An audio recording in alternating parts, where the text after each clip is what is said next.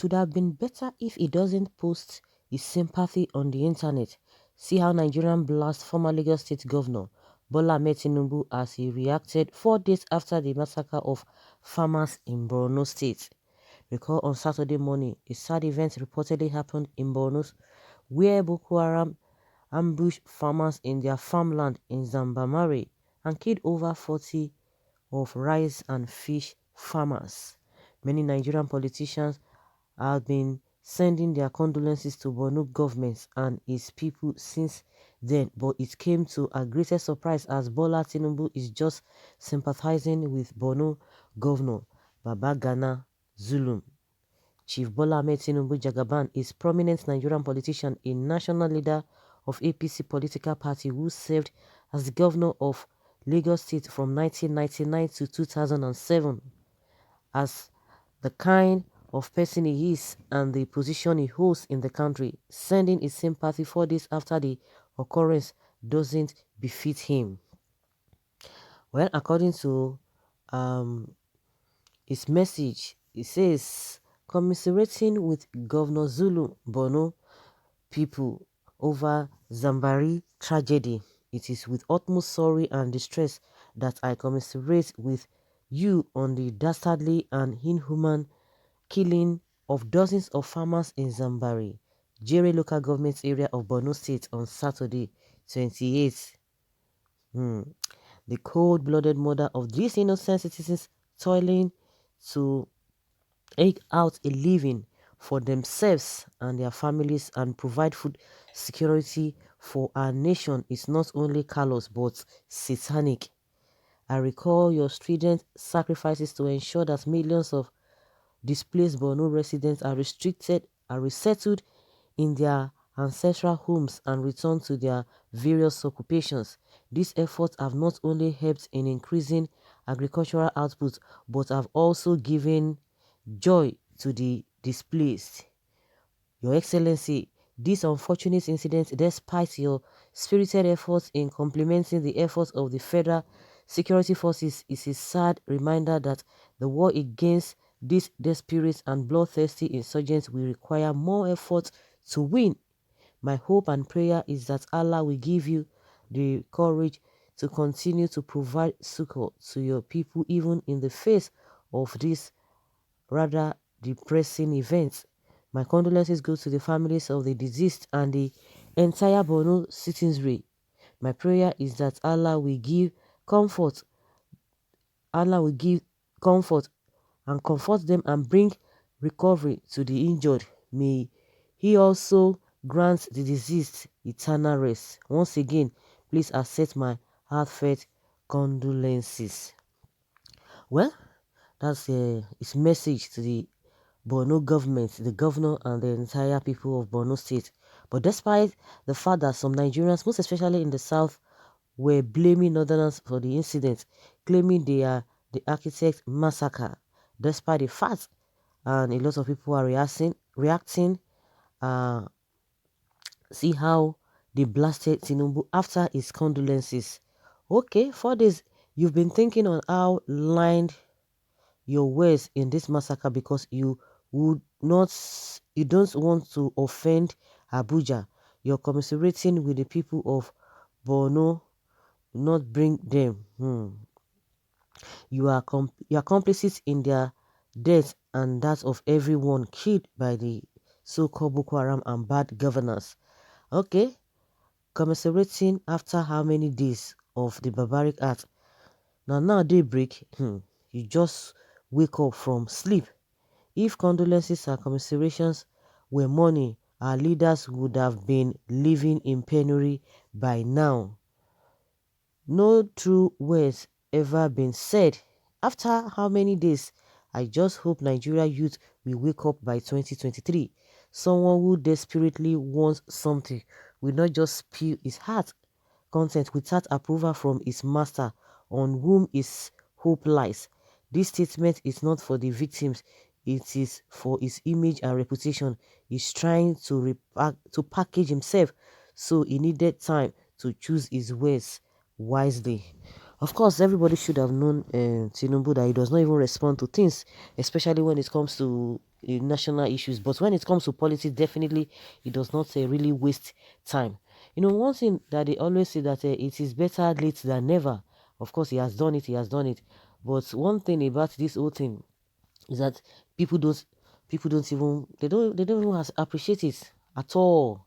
You know, there's already a mindset, there is already a mindset, and every now and then the when I mean mindset, there's already a mindset that the masses have for the leaders, and every day by day the leaders continue to prove the people right, and that is it. This is no matter of oh, just trying to bring down somebody, because that is what they do on a daily basis. They never disappoint the people, so no matter what they do, everybody already has or every one of them already they have all this antecedent that people already know, and they always fall into that trap of the masses. So it is what it is. Of course, he has said what he needed to say, and people have reacted to the way they wanted to react. And a lot of people have been asking that why, because what we are experiencing now is worse than what he used to condemn in other regime. But now reverse is the case. And unfortunately, those who are always eating on the table, who are benefiting from the present administration of any kind at any time, that is how it happens. Because those who are speaking now, apart from those who are always condemning, who are not on the side of the politicians, so of course you don't even expect him to start criticizing his own government because his party. He will not do that. That is the hypocrisy we are talking about. The real people in this country are the people who are really neutral. They don't belong to any whatever. So once things are happening, they say it just exactly the way it is. So they are not a guy. They are not expecting any favor from anybody. But those who are affiliated with one party or the other, those are the people that you see that when it is their turn, when their people are there, they don't say anything. You know, it cuts across board. Also, it happens among the masses. Those who are their supporters, they are going to be supporting them to eternity, whether good or bad. But once they are not in power, they will have that all those opportunity to be able to lash on opposition parties. So that is how it has always been. So I don't know. I don't know whether you know any of them that, even irrespective of being in the same party, and when their party is not doing the right thing, they come out and say, no, no, no, no, we are not doing it right. I don't know, but I think the only person I know I can remember, maybe there are other people, that is very, very vocal is Shehu Sani. Shehu Sani is not just vocal because he's not in the party again. He has always been doing the same thing while he was in APC. He always come out and say, no, no, no, these things are not okay, these things are not okay. Because he was even while he was in APC, he told us that the fight, corruption fight as at then, it was really selective. He made us to understand that when it comes to opposition, they use insecticide, but when it comes to their own people, they use a perfume or something. There's a way he made that analogy. Why he was still in the party. So I think most of the time when I'm making references, I'm always making references to his own particular person. I don't know any other. Maybe they will, but I know because he's always vocal in every national issue. He's always talking about that. The reason why people always come after Tinubu, even what happened in Lagos, you could see the way they all played all of those things. The same man that was telling us that he went to after 2 days, he came out and said he went to the governor of Lagos, said that he went to go and ask him that Babajide, who invited the army, you want to tell us that he wouldn't have known? At the end of the day, the army came out and told us that it was this man that invited them. The man said he didn't know anything about it, and up to today they never said anything. So they were deceiving themselves. That singular statement alone, and at the end of the day, the army, army was really angry. They said they are not happy. They were not happy with the governor, who was denying them all in many occasions that he never invited them, and they made it categorically he did invite them. And Bola Tinubu is telling us that he went to ask Babajide Sanwo-Olu that who invited the army. So the hypocrisy is just on the on the high level. Somebody was making an example that, oh, we always blame the British, this thing, they are corrupt, they are corrupt. They are corrupt to the betterment of their people. People always say, oh, people bring money to their country and they don't say anything. It's only when the money has entered their country, they begin to look for a way to pin it down. The question I'm always asking again, did these people up to today still tell Lagos state government, all the state governors, that once you get your allocation, don't do anything?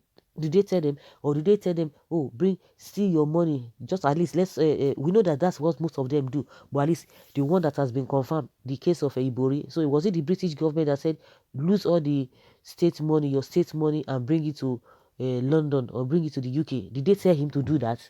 Abba. Did they tell him to do that? They didn't tell him to do that. So why do we always blaming them? See, if you don't have sense, people will take advantage of you. That's just the way it is. If you don't have sense, they will not tell you, they will not advise you that receive sense. In your foolishness, they will thrive in your foolishness and begin to act on that. So at the end of the day, they use it for the betterment of their place. And that's why you see that our people running a skater to that place. So that is just the way it is. Just like I said, well, some people will say it is better late than never. He has said it, said it, but whether people appreciate it is another thing, which we have seen people do not even understand, or do not even um they don't appreciate it. That's it. So guys, let's say your opinion and leave your comment below in the comment section.